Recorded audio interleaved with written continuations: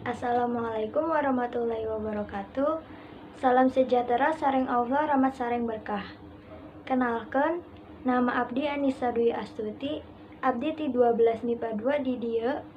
Kuring bakal ngantarkeun pidato anu judulna Pentingna Pendidikan.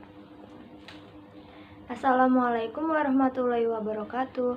Bapak Ibu anu kusim kuring dipihormat, langkung ti payun hayu urang manjatkeun puji sinaring syukur ka Zat Allah Subhanahu wa taala nu Maha Welas tur Nur Maha Asih.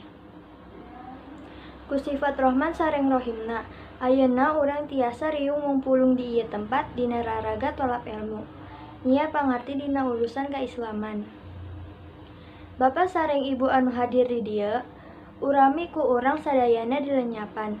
Zaman kiwari teh parantos saker parobihan. Ti zaman urang kapungkur dugi ka ayeuna Banten sareng tebih pisan probihanna. Ti kawit alat transportasi dugi ka teknologi ayeuna serba canggih. Kapungkur urang di mana hoyong patepang teh kedah samping ka tempat anu dimaksad. Tapi ku zaman kiwari mah tos aya HP nu aya kamera payunna. Nu mana upami urang hoyong ngobrol, papayun-payun teh kantun nganggo teknologi nu disebut video call. Tah eta salah sawiosna teknologi ayeuna nu canggih teh, sareng masih saker keneh nu sanesna. Kaciptana eta teh terlepas tina pendidikan. Kumargi kitu pendidikan di zaman ayeuna teh diraos penting pisan kanggo putra-putri urang salaku generasi penerus di zaman anu bade dongkap.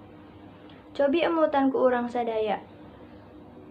Di tengah-tengah majuna teknologi, kumaha upami putra sareng putri urang teu dibahanan ku pangarti. Tantos anjeunna bakal katinggalan lebih ku persaingan kerja.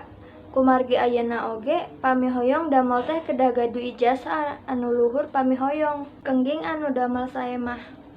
Atuh sajabat ti eta, pendidikan teh mangrupikeun media kanggo nyiar ilmu atanapi pangarti. Dina salah sawios keterangan aya nu nyebatkeun yen pendidikan teh saumur hirup, teu mengenal yuswa. Hartosna pendidikan teh wajib tingawitan urang lahir dugi ka pupusna.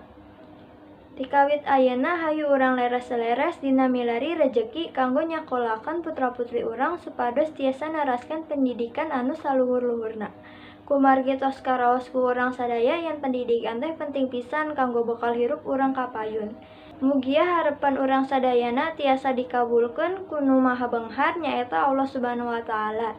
Mudah-mudahan sok sanaos singkat. Mudah-mudahan cariosan urang ti awal dugi ka akhir tiasa dipihartos ku sadayana Bapak Ibu anu hadir ayeuna. Hatur nuhun ku parhatosana, ditutup ku doa. Rabbana atina fid dunya hasanah wa fil akhirati hasanah wa qina adzabannar. Wassalamualaikum warahmatullahi wabarakatuh.